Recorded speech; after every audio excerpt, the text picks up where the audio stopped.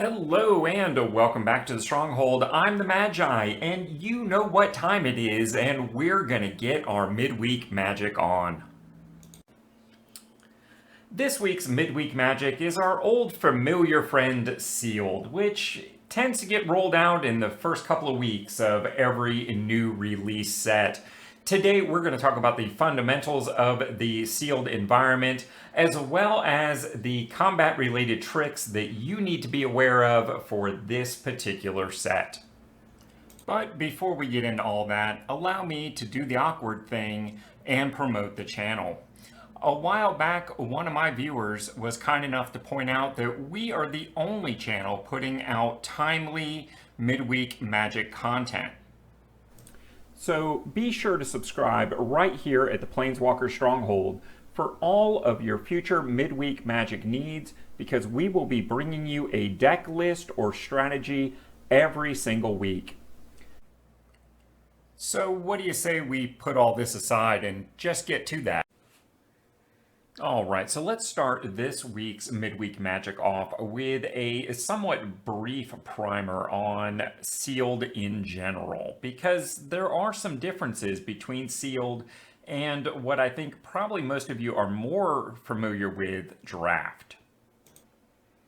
So whether you stand by Bread's bomb and removal based philosophy, or perhaps you've moved on to Keto's more efficient, evasive creature base, it's fair to say that Limited tends to be about playing your very best cards. And more often than not, that means your bombs and your premium removal. I know most of the times when I'm building a sealed pool, the first thing I do is look at my rares and mythics to see what bombs I have and what's worth building around, and then see how that lines up with the removal pieces that I got in the pool. Secondly, you need to make sure you have a reasonable curve to the cards that you're playing. You need enough things in your 1, 2, and 3 drop slots that means you won't get run over in the early game, because if you don't do anything until turn 3, you're probably going to die on turn 4. On the other side of that coin, of course, you want to make sure you have enough things at your top end, your 4, 5, and 6, and beyond slots in some cases, that you have late threats that allow you to go over the top if the board state has stalled. The lack of card selection in a sealed pool typically means you want to avoid those more aggro-aggressive decks. It's very hard to open a random pool and get enough synergy there to make that work. Of course, if you do happen to open a very good aggressive pool, something like a red-white aggro, there's no reason to not play it. It's just not very likely. And of course, Magic is always going to be a game of turns, which is defined by drawing cards. So our old friend card advantage is always going to be relevant. More often than not, playing a card that grants you some form of card advantage is going to be a very good thing. In Sealed, it is statistically advantageous to take the draw. Yep. You heard me right. I know this goes kind of against the conventional wisdom of Magic that being on the play is good, but when it comes to Sealed, the concepts of the limited pool, card advantage, and the less likelihood of playing an aggro deck means taking the draw leads to more wins. Of course, again, if you happen to open and run that rare aggro pool, this might go the other way. And in Sealed, much like many other limited environments, it's a good idea to save your removal for when your opponent drops those bombs. Sure, you can use your 2-drop removal to take out their 1 or 2 drop, but you're really going to hate that decision when they drop that late game 6/6 evasive creature. And of course, it really makes sense to know as much about the limited environment as you possibly can. But of course, early in the season like this, that can be problematic.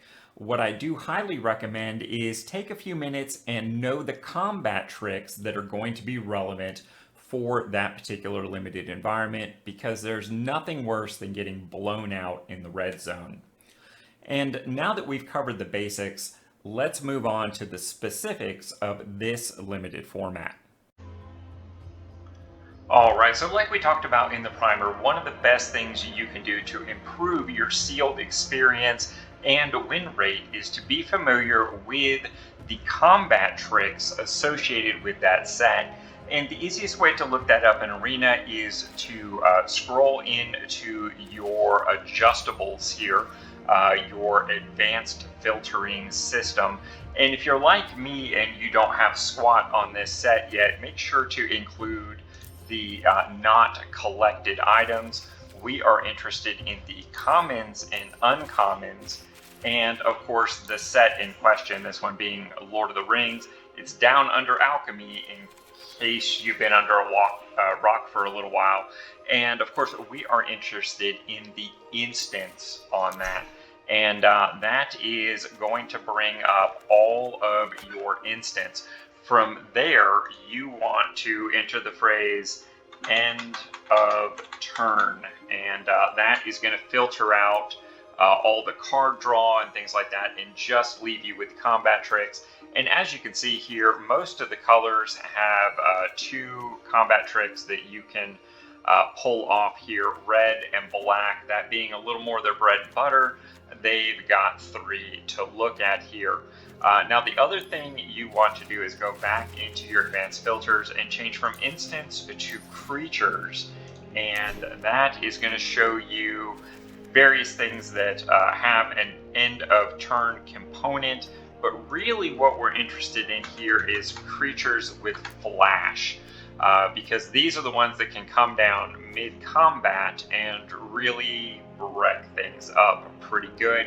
And as you can see, that is generally an area for blue, but this time around we've got some significant white creatures with flash as well. So be sure to check those out and review them in detail. Obviously, commons are a lot more likely to be seen than something with an uncommon component. While removal isn't typically considered a combat trick, the ones that can happen at instant speed and may affect combat obviously are. So you also want to look at instant speed spells that include the phrase destroy, and you'll come up with you cannot pass it uncommon for white. Bitter Downfall, one of the better removal spells in my opinion for the set, a 4 mana at black instant.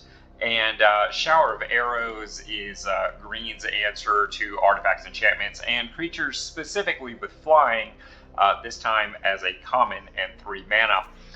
Beyond that, you also want to check and see if there are those that exile. For instance, Slip on the Ring. This is one of my favorite cards from the set because it enables Pauper Blink so well. We also have Council's Deliberation. Draw a card whenever you scry. If you control an island, you may exile Council's Deliberation from the graveyard if you do draw a card. So not particularly a combat trick, but surprisingly in blue and green, scry can affect creature statistics with +1/+1 counters. So it's not a terrible thing to keep in mind, even though it really didn't fit my intention here, to be honest. Of course, Golem's Bite is just a straight up removal piece here. And you can potentially reuse it here from the graveyard to allow the ring to tempt you, which can have other effects as well. Cast into the Fire is your modal red spell. 1 damage to each of up to 2 target creatures. I think this was probably in the previous slide.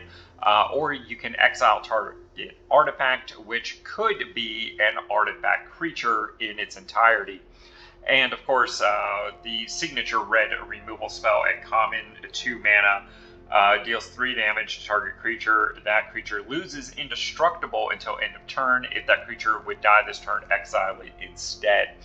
So aside from Slip on the Ring, I don't think we really picked up anything truly different here from the others, but certainly some things to be doubly aware of. What's that? You didn't catch all that? Well, Matt would like you to know that any deck list applicable to this video can be found down in the doobly-doo. Hey, let's not forget, the whole reason to participate in these totally free midweek Magic events is the prize support is awesome. And don't forget, if this video gets just 10 likes by 8 p.m. tonight on the day of release, I will be live playing this